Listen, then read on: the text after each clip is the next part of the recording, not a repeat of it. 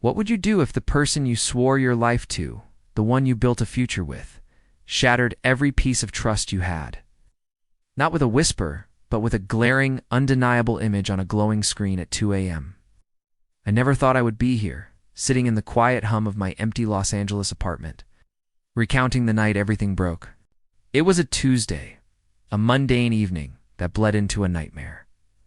My wife, Sarah, was asleep beside me, or so I thought. Her phone, usually tucked away, vibrated on the nightstand. A fleeting curiosity, a flicker of unease, made me reach for it. The screen lit up, revealing a text message preview from a contact named Mark. It wasn't the name that froze my blood, but the accompanying photo, Sarah laughing. Her arm draped around a man I didn't recognize, in what looked suspiciously like a hotel room. My world, my carefully constructed reality, imploded in that single, horrifying instant. The message read, "Last night was incredible. Can't wait for Dallas." Dallas. My heart hammered against my ribs, a frantic drumbeat of betrayal. Who was Mark, and what exactly had been incredible in Dallas? If you genuinely enjoy our stories, please subscribe to the channel. Tell us where you're from and what time it is right now. It's always fascinating to know how far our story flows. The days that followed were a blur of forced smiles and internal screams. Sarah, oblivious to my discovery, continued her routine. Her laughter now sounding hollow, her touch feeling like a lie. I watched her, a stranger in my own home, trying to reconcile the woman I loved with the woman in that photo. The humiliation was a physical weight, pressing down on my chest. I started noticing things. Late-night calls she'd take in the other room, sudden business trips to cities like Dallas and Chicago, a new, expensive bracelet I'd never seen before. Each observation was a fresh stab, confirming the sickening truth. I tried to talk to her, to confront her, but she became cold, evasive. "You're being paranoid, David," she'd say, her eyes hard, her voice dripping with condescension. "It's just work." She even started turning it around on me, accusing me of being insecure, of not trusting her. She made me feel like I was the problem, the crazy one. The gaslighting was masterful. It's making me doubt my own sanity, even with the evidence burning a hole in my mind. She felt untouchable, protected by her lies. There was a moment, standing on the balcony of our penthouse, overlooking the glittering lights of downtown LA, when I felt utterly broken. The city, usually a source of inspiration, seemed to mock me with its indifferent sprawl. I wanted to scream, to smash everything, but a cold, clear thought cut through the despair. Revenge. Not a rash, emotional outburst, but something precise, devastating, and utterly irreversible. I would make her pay. My transformation began. I became a ghost in my own life, observing, planning, gathering. I hired a private investigator, a discreet man named Frank, who worked out of a nondescript office in a strip mall off Santa Monica Boulevard. Frank's reports were meticulous, detailing Sarah's rendezvous with Mark Jensen at the Omni Dallas Hotel, the Thompson, Chicago, and even a secluded Airbnb in Miami Beach. He provided photos, hotel receipts, flight manifests. I found hidden messages on her old tablet, a burner phone she kept in a locked drawer. I even managed to recover deleted texts from her cloud backup, revealing their sordid conversations, their plans, their contempt for me.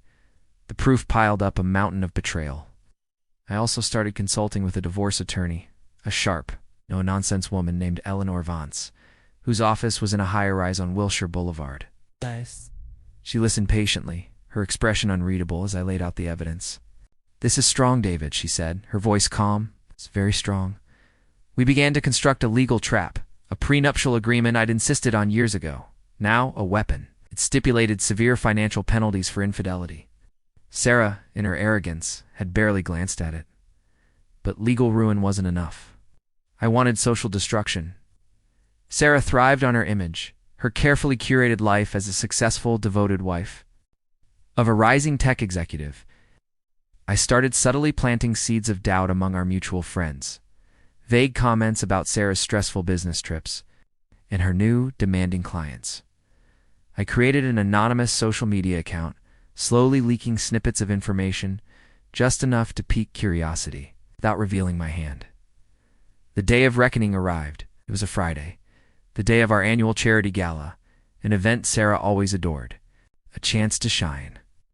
I had arranged for Mark Jensen to be there, ostensibly as a potential donor. Sarah, radiant in a designer gown, saw him across the ballroom of the Biltmore Hotel. Her face, usually so composed, flickered with panic.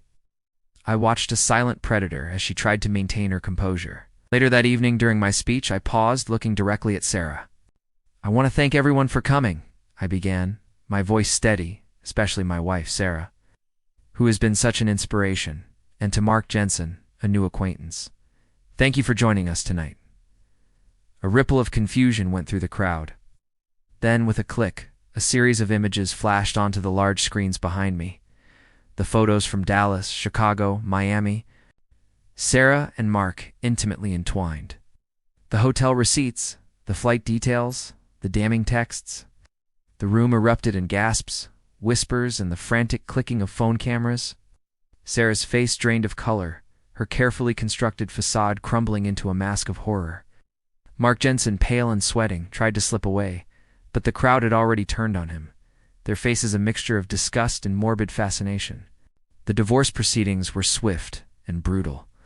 Eleanor Vance tore Sarah apart on the stand, presenting every piece of evidence I had meticulously gathered.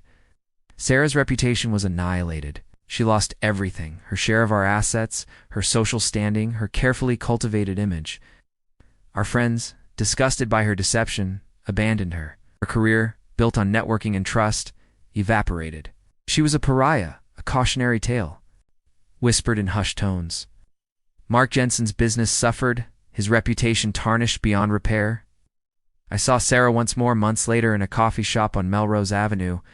She was alone, her eyes hollow, her expensive clothes now looking cheap. She didn't see me. I simply watched her, a ghost of the woman I once knew, a monument to her own destruction. The revenge was complete, but it left no satisfaction, only a profound, chilling emptiness. The silence in my life now is deafening, a constant reminder of the cost of betrayal. The end.